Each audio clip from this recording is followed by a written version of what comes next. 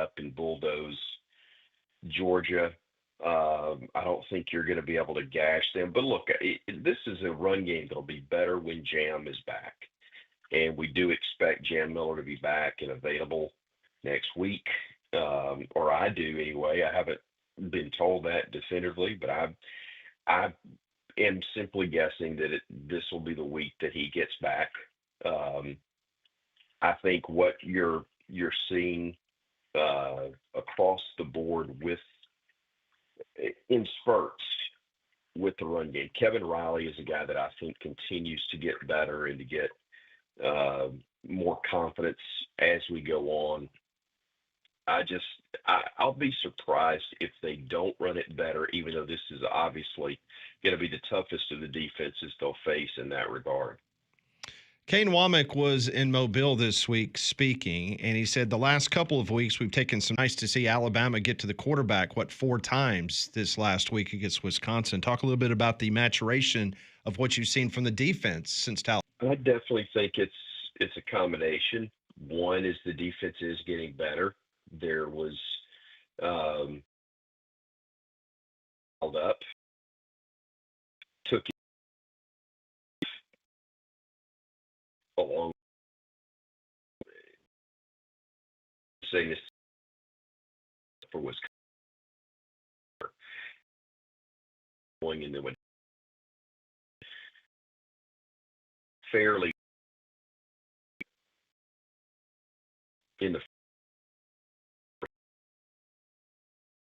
Bama great effectiveness string. And part of that is obviously the growth of guys along that front, but it's also, um, I think, taking advantage of the weakness from the opposition. Now, there are fewer weaknesses that you're going to face in every week, virtually the rest of the way, but that's part of coaching anyway, is putting your players in the best position to be successful. And certainly some of the things they had dialed up were designed to take advantage of an obvious weakness for Wisconsin in the moment, but also overall. But man, it's again a case where even though they're deeper, they're getting better. They're going to look a whole lot better once you get Tim Keenan back and available to you. Chris Stewart, play-by-play voice, the Alabama Crimson Tide, joining us courtesy of Craneworks on the Higginbotham Hotline. As we peek ahead to next week's game in Athens as the Tide takes on Georgia, we saw what happened on Rocky Top last weekend, Chris, but what is your interpretation, your impressions of this Georgia team and Kirby? Vulnerable, but resilient, and still with a mindset. You're and did, but had the whole stake force them to and get the win that year. But it showed they're down two, and they did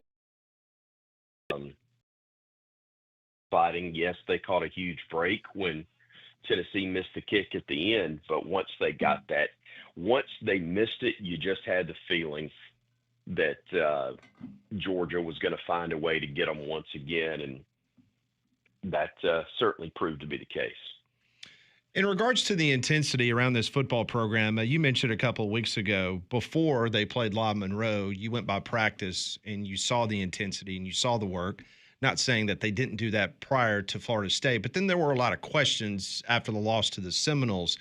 Based about you being around this team the last 2 weeks, is that intensity level as it was that first week after the disappointing loss at Florida State? Yeah, I think so, but I think that's also a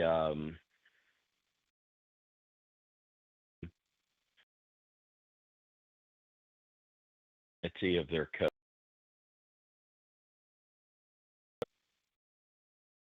in that they by what happened in week one, at least not at the level that forced them to panic. Um, it forced them to reevaluate a little bit, but it didn't take long. And they understood the things they needed to fix. They understood the areas where they needed to get better, but they didn't change who they were or what they're doing. They just knew they needed to be better and be more consistent. And again, I'm very much in the belief that Kalen DeBoer is a guy who, while his approach is different, maybe than what we're accustomed to, there's there is similarity in that it's a proven formula that works, and that he's going to be um, true to it and stick to it and improve and get better where he needs to, but at the same time not lose sight of what put him in the position that he's in, which was, you know, among the best in the country and one of the best uh, regarded coaches at that level, which is why Greg Byrne called on him when we had to replace certainly the best of this era. That is Chris Stewart, the voice of the Alabama Crimson Tide. And Chris, another consistent in regards to this city of Birmingham and around the state of Alabama, and that's Crane Works. And they bring us you each and every week. They have a fleet half to works also is certified the job located around the Birmingham area, but in Nashville, Mobile, and now in Huntsville. You can learn more by going to craneworks.com to get more information. That is Chris Stewart, voice of the Alabama Crimson Tide. Enjoy the weekend of watching some ball, and then we'll talk to you next week as we preview Georgia and the Tide. Glad to do it. Thank you guys for having me. I appreciate it. Thanks. Voice of the Alabama Crimson Tide. He joins us on the Higginbotham Hotline. You deserve solutions that are built for you. Higginbotham is your one-source solution for insurance. Well, speaking of services, how about our friends at Stark Exterminators? Right now, you got pumpkin spice. Everybody's thinking about fall, but it's still hot outside. And here in the state of Alabama in the deep south, that means bugs. That means insects, mosquitoes, ants, roaches, all of that stuff. They serve a purpose somewhere in the ecosystem, but they don't belong in your house. They don't belong on you. Call our friends at Stark Exterminators today, a family-owned company for over 61 years. 855-STARK-NOW is the number. That's 855-STARK-NOW. Or go to starkexterminators.com. You're going to get a free home, and courteous professional team members will come out to your home like they did ours several years ago, inspect it thoroughly inside and out, come up with a tailor-made bathroom. We don't have ants in the bathroom anymore. Stark Exterminators, 855-STARK-NOW. Or go to starkexterminators.com, and from Jock sent you. More three-man front on this Wednesday. Bottom of the hour, we'll talk a little Dabo's comments yesterday in South Carolina. All that straight ahead on three-man front.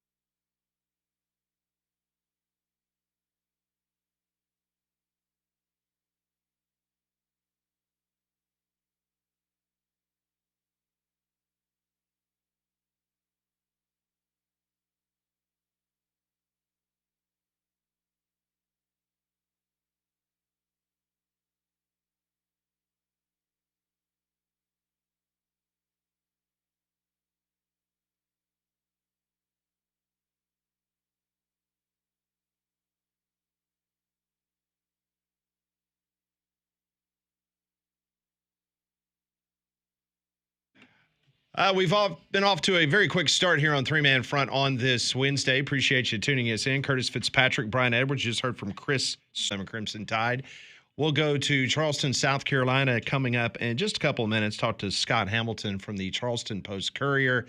Get his feelings on Dabo Swinney's comments yesterday in regards to his future there at Clemson. If that old tree is leaning a little bit too close to your house, don't wait for the next storm to make that decision for you. Call Golston Tree Service, 205-337-4443.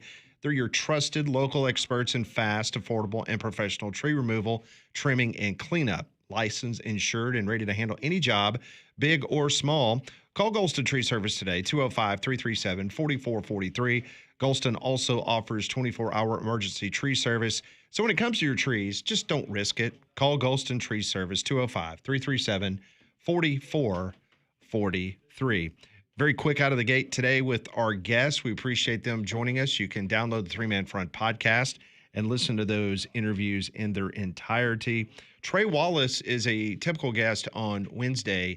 He is a little bit under the weather. He will not be joining us today. We will catch up with Trey next week. I know a lot of people love his segment on the show, but Trey, a little bit under the weather today. I was texting with him this morning, so we will get back in touch with him next week. He was on Rocky Top last week, right? He was. Well, we'll get his thoughts on that, and there'll be plenty to talk about with Alabama and Georgia, and you got Auburn and Texas A&M. Going back to our visit with Curtis from there in OKC, Curtis Fitzpatrick, talking to Auburn in Oklahoma. Auburn gets a win in Norman on Saturday, Pat. Does that change things for you in this Auburn team and how you project out? Did you have them prior to the start of the season splitting one of these two road games? I did. Okay. And by them winning against Baylor now, I'm being greedy. I think, you're talking about the first two games on the road. Okay. I didn't know if you were talking about them and then Texas A&M. So just clarifying. For me, a win at Oklahoma, that just raises the bar even higher for me in regards to this. I know we kind of laughed about it in Atlanta when Hugh Freeze says in November, we're going to be talking about Auburn potentially as a college football playoff team. You win in Oklahoma on Saturday, and that conversation is real in my opinion. Yeah. Very real.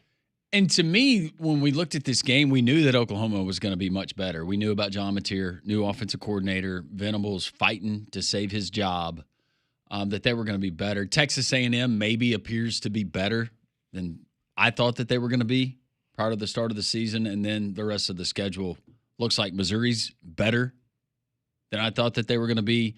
Georgia is Georgia. Alabama, opinion on Alabama hasn't changed.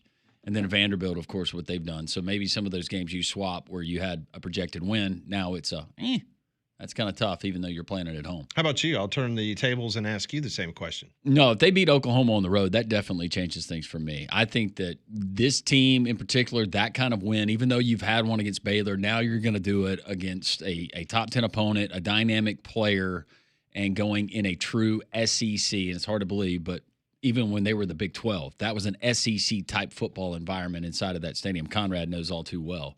But you do that, well, I think the sky's the limit for this team. How about you, Conrad? Does that change your likelihood of a CFP bid maybe for Auburn with a win against Oklahoma? I would feel better about it. I still think, and we talked about this on Morning Jocks the other day, where you have this stretch coming up, Oklahoma, Texas A&M, and Georgia. Right? In my opinion, I think Auburn will be 4-2 after that stretch. Now, if you get this win over Oklahoma, that starts to make me think maybe you're going to be 5-1 or even potentially 6-0, which would be, at that point, we're probably talking about a top 5 team in the country in Auburn if they were able to go on that stretch right there. But yeah, I absolutely think a win over an Oklahoma team that right now looks like a playoff contender. Yeah, if you're Auburn, it like you said, it becomes a real conversation about this being a playoff contender. Molly, which is a more conversation piece on Monday of next week? If Nebraska beats Michigan, potentially them going to the CFP, or Auburn beating Oklahoma and going to the CFP? Well, why not both? Okay, that's fine. I'd be happy with either one. Okay. I'd be elated. Baby steps, though. Nebraska 2.5-point underdog this weekend. Cautiously optimistic. At home. I'm hammering them. Just saying. That might be one of the better to forget it games. They're a dog? They are. Yeah. I know. Wrong team favored. Disrespect. Ooh. Go Big Red. Go Big Red. That's right. Mm-hmm. Got Biff on the sidelines. Biff? Who's- Poggi.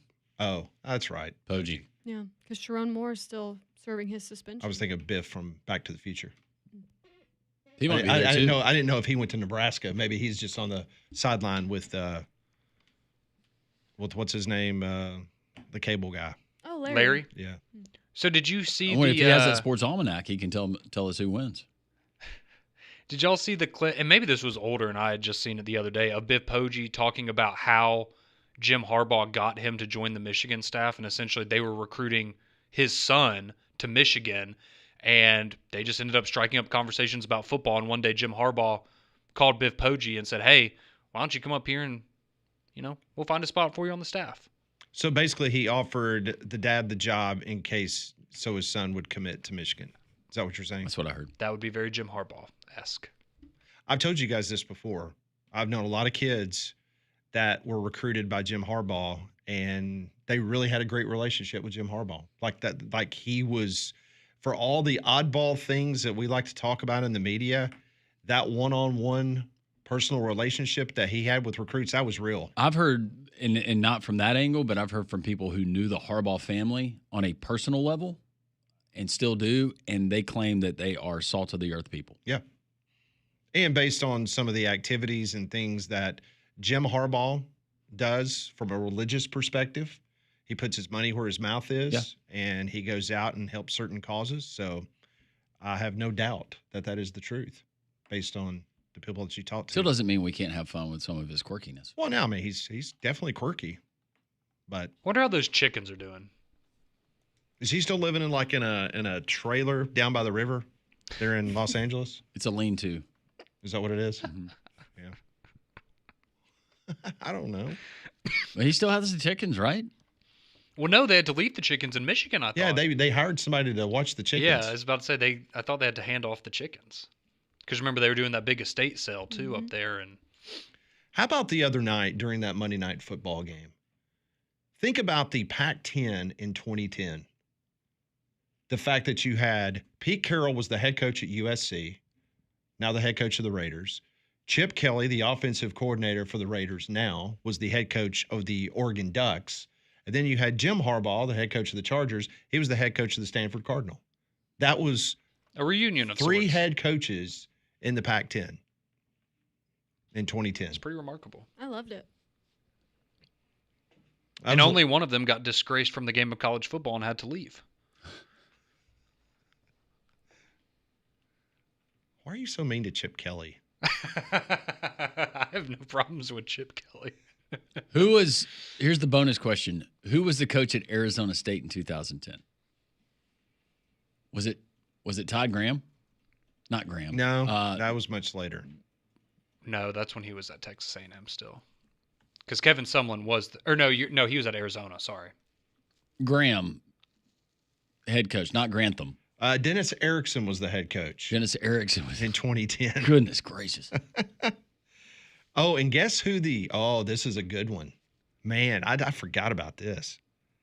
Guess who the offensive coordinator was for Dennis Erickson in 2010? Wait. It's going to be a familiar name in the state of Alabama.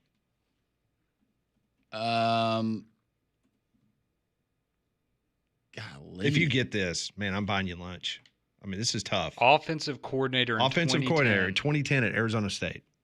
They went 6-6 that year. They went 4-5 in the Pac-10. Woo. I have no idea, but I Was it- can't wait for you to tell us who it is. Was it Chip Lindsey? That's an excellent guess, but it's not. Okay.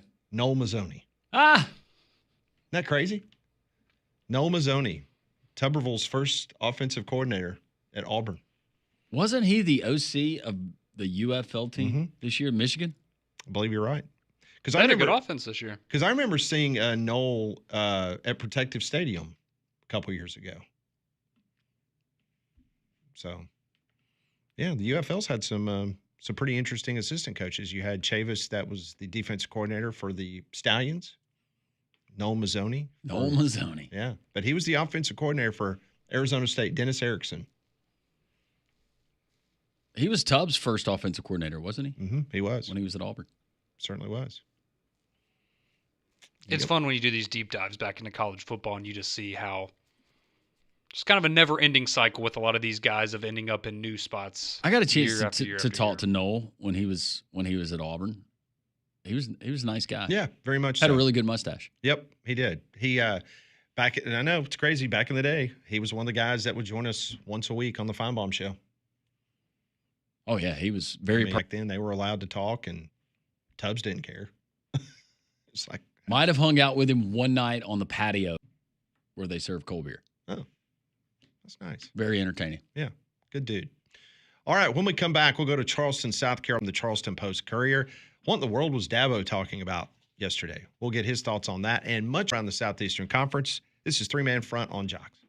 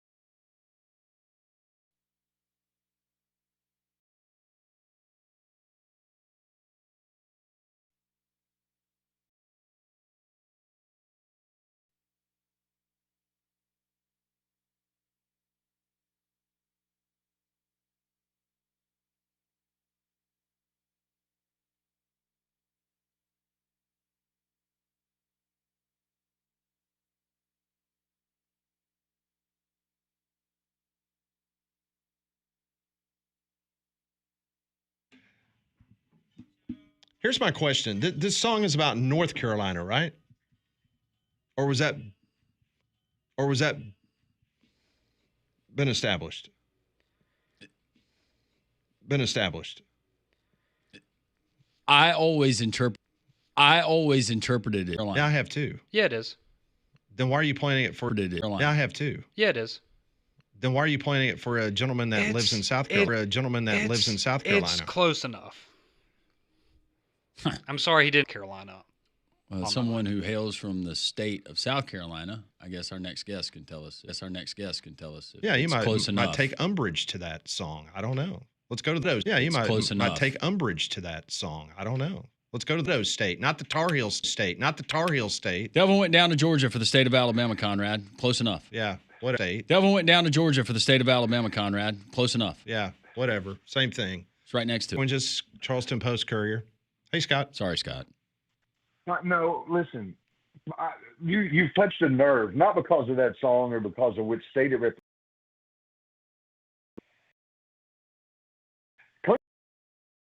It's about Maryland back in the both. I don't know. No shit. Not in.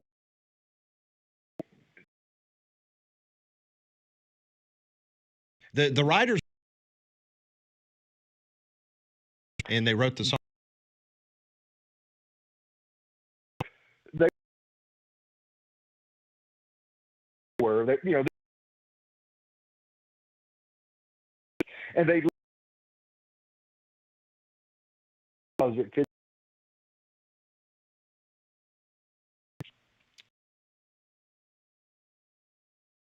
us either. Time out. Talking about. For those that missed it yesterday, Pelham, Alabama's very own Dabo Sweeney said this in Clemson, South Carolina. If they want me gone, if they tired of winning, they can send me on the way because that's all we've done is win. So if they tired of winning, we've won this league 8 out of the last 10 years. Is that not good? I don't know if that's good or not. To win your league 8 out of 10 years, to go to the playoffs 7 out of 10 years, to be in 4 national championships, win it twice. Yeah, we're a little down right now. Take your shots, but I got a long memory, in case y'all don't know. We'll be all right. We'll bounce back. This is a program built to last, always has been, always will be. And I would just say if you give up on us if you don't believe in us because we've lost 2 games down to the last straight and you didn't believe in us anyway, so it don't matter. You wasn't all in anyway. All right, Scott, how are those comments playing in the great state of South Carolina? It's kind of what you expect when things aren't absolutely perfect up in Dabo world.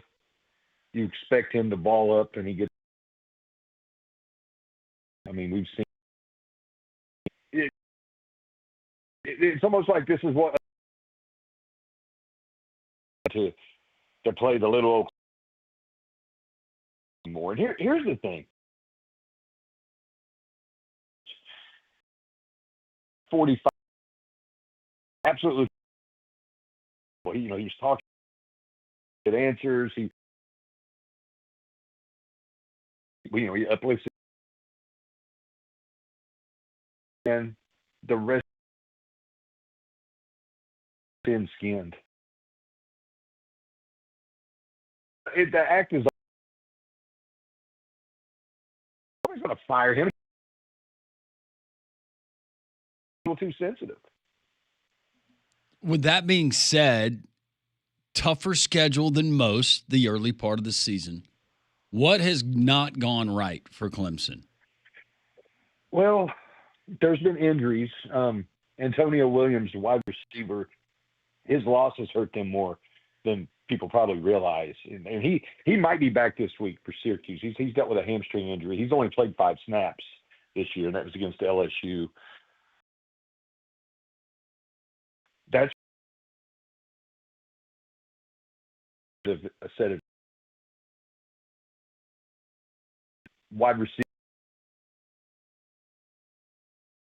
But back at who's a converted wide receiver that's playing running back, you can just tell the difference. And it's kind of shocking that there wasn't a next man up for Phil Maffa once he moved on. So that's been an issue. And then at the end of the day, a lot of it goes on Cade Klubnik. Cade Klubnik just doesn't look like the Cade Klubnik we saw last year, particularly the second half in that playoff loss at Texas. He's just not playing with poise. He seems to be hurrying things, and his decision-making could be questioned. It's just a whole convergence of issues. But here's also something, and I'll give Dabo credit for this. They're 1-2, and both those losses came down to their final possession. They had the 4th down incomplete pass against LSU in the red zone, and then, of course, they lost on a game-winning field goal at a really good Georgia Tech. They're only two scores away from being undefeated. So you can look at it like that. Well, I am curious, and you just prefaced your answer to Landrum's question in regards to, hey, they're not going to fire him. He's not going anywhere. So why do you think the message that he felt so inclined to give yesterday in regards to I'm not going anywhere, and if you get rid of me, I'm going to keep coaching? Like, why go down that road? Because he's got a $60 million buyout. I don't know. He gets all up in his feelings. I like Dabo personally. I really do. But I also think part of his act is performative. Running down the hill full speed in front of the team, and just the way he takes so long from the end of a game until he meets with the media, showers, changes, and then just really commandeers the press conference. 54 minutes yesterday. Who 54 minutes? 15 minutes, and he was Press conference and got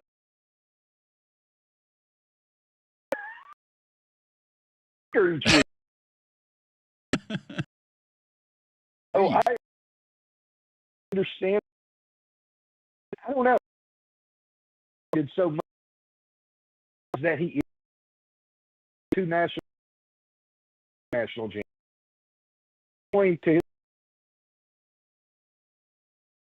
Point out the fact that if people don't love him, then he'll just move on. The optics of it are horrible. Horrible. Scott, I've got a sneaky suspicion you guys are about to get a double dose of it, because the other coach in that state, being one Shane Beamer, South Carolina, you got a tough one this weekend. I'm going to chalk it up as another L. What I saw the other night was the same thing that you saw with Lenora Sellers. I still question whether they beat Vanderbilt, but for Shane Beamer, what does this look like as opposed to maybe what it looked like 3 weeks ago?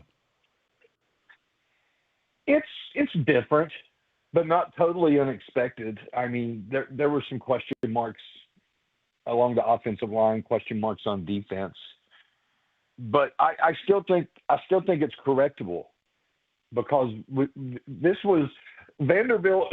Vanderbilt's different too. Vanderbilt is the Georgia Tech of the SEC. That's a good way to put it. And losing Sellers hurt, but it was I mean, you can't win games when you're not stopping teams on third down, and when you let them have the ball for 35 minutes. You're not going to win. I don't care who's at quarterback. Moses could be at quarterback. You're not going to win a game. But I think it's more correctable for South Carolina, because they can win at this Missouri. Missouri's playing well, but South Carolina can win at Missouri. I'm not buying into this 12-point spread. They could definitely win against Kentucky. So suddenly the complexion of everything looks different if they pull those two off. You're 4-1 going into a bye week before you hit the really hard part of the schedule, and then we'll see what happens. And a lot of it falls on the shoulders of Lenore Sellers, but also Mike Shula. And you guys know all about Mike Shula. I mean, he's still got to figure out how to crack the code with really leveraging the talent that he has in Sellers. And I haven't really seen that yet, but I think it's an ongoing process. Scott Hamilton joins us from the Charleston Post and Courier for a few more minutes, talking Dabo and Shane Beamer. And speaking of Beamer, is it a legitimate conversation? He would take the phone call from Blacksburg, Virginia, and perhaps go back to where his dad put that program on the map? Absolutely, he takes the phone call, and he politely declines, and there's no way that Tech agency, no way, is college staff, and obviously he's the ceiling no matter what. He in front of his dad. He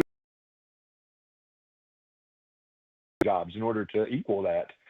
And then there's also the other challenges. I mean, budgetary wise, budgeting money wise, Virginia Tech ain't got SEC money.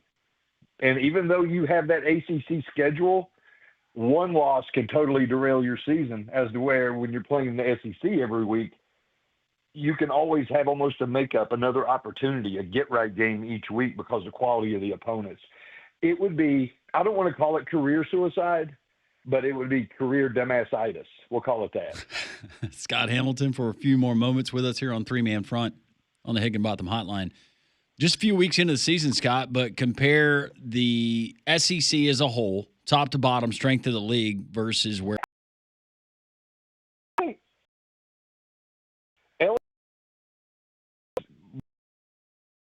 Way more than that in the offense. Texas, we're beating up Texas, but at the end of the day, I still think Texas is going to be pretty darn good. Oklahoma is exponentially better. And let me ask you guys this, and this kind of dovetails on Oklahoma. I mean, are you all buying Auburn stock right now? As far as, yeah, I think that Auburn, we definitely think that Auburn is better. I would say right now I'm maintaining the floor would be 8-4, but everything goes right, maybe 10-2, 11-1. Does 8-4 keep you freeze around? I think it does. Yeah. Okay. Because 8-4 now is very different than 8-4 15 years ago. 100%. 8-4, I think he's safe. And then the only question I really have, I mean, I think Vanderbilt's still got a couple wins in it. Ole Miss with the quarterback situation. I'm just wondering how they turn that around. And I didn't even mention Texas A&M. I think Texas A&M might actually be the best team in the conference. I think Arkansas is a lot better.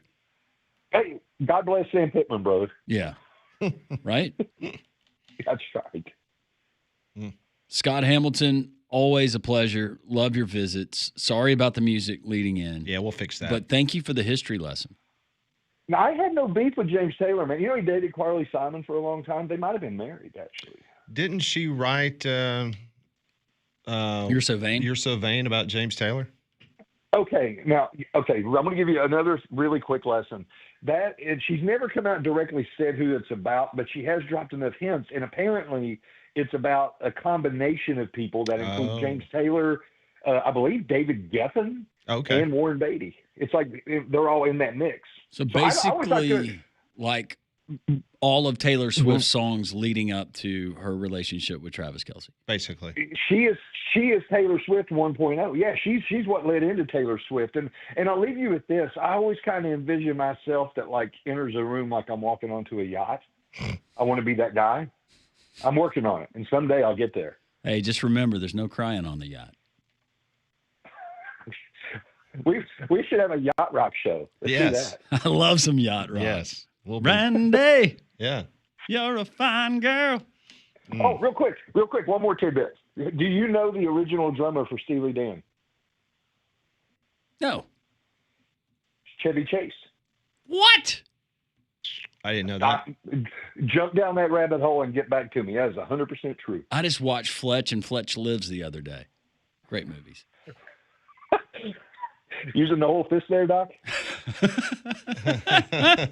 Oh, swing low. Thanks, Scott, for taking us down those come different back roads. anytime. You just want to do the whole 12 o'clock hour with us? That's fun. This episode of Behind the Music brought to you by. Oh, boy. I'm always available for my friends in Alabama. Anytime, guys. Scott, we always appreciate the visit. Thank you. Have a great week. We'll talk soon. Scott Hamilton joining us on the Higginbotham Hotline. You deserve solutions that are built for you. Higginbotham's your one-source solution for insurance financial. Artec Tractor every day, and right now they have got one heck of a deal ready for you. Artec has the Hunter's Package deal. What comes with this Hunter's Package deal? It includes the following for only $450 per month with zero money down. I'm talking about a Mahindra 1635 tractor with loader, a 20-foot trailer, 5-foot bush hog, 5-foot tiller, 3-point spreader, all of this for $450 per month, 0% financing with zero money down, custom package deals available to fit whatever you need. Knowledgeable sales department. They're going to advise you on your purchase.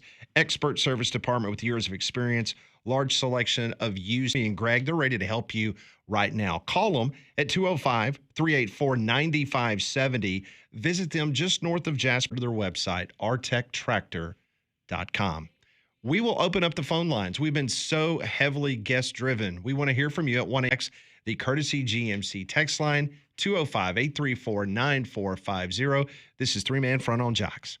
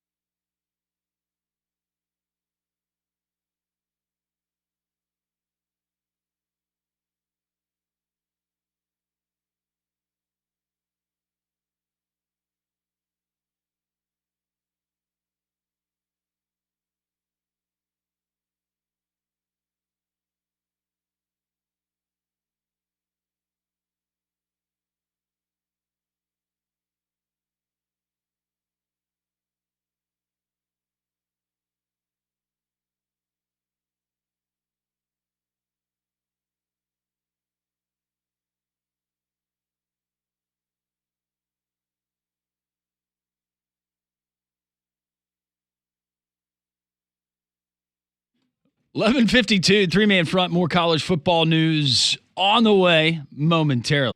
How about the Finnick? There's no better place in town to enjoy sports and music than the Finnick. The Finnick's your front row seat to the best entertainment. Massive screens, explosives, bigger, brighter, and bolder.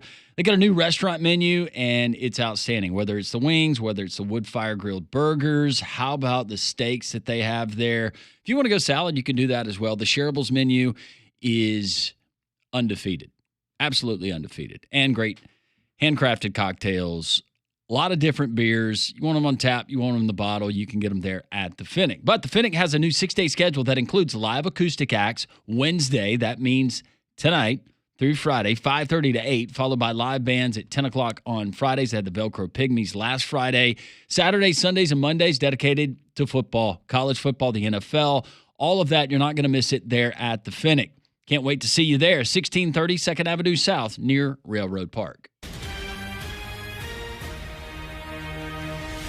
That sound means there's breaking news here on the show. For more, we send it to the three-man front breaking news desk where Pat Smith is standing by. Pat. Thank you, Landrum. This just in from ESPN. There is now optimism around the status of South Carolina quarterback Lenora Sellers for the game against Missouri on Saturday. Per ESPN sources, Lenora Sellers has been at practice, and there's positive signs for his availability. So once again, reporting by ESPN states that Lenora Sellers could be a go against Mizzou on Saturday. I checked the Vegas point spread before that story broke. It was 13.5 to 14 points, depending on what book you were looking at. For Missouri, it is now down to 10. The point spread has dropped a field goal within the last 5 minutes based on this news, which is not official. Now, we will get the SEC availability report later tonight, and we'll see what status he is listed on that report. But according to Pete Thamel at ESPN, very positive news out of Columbia with Lenora Sellers. Color me crazy, but Scott just laid it out. How are you going to be able to stop this Missouri offense? What we just saw versus Vanderbilt. Lenora Sellers, even if you were saying Missouri minus 13.5 with Lenora Sellers playing, I'd still like Missouri at home. Yeah. I mean, the cover's a different thing, but I certainly like for them to win the game. Now we'll have to see what Pribula can do in SEC play, but I mean, if he plays like this the rest of the season, he's going to be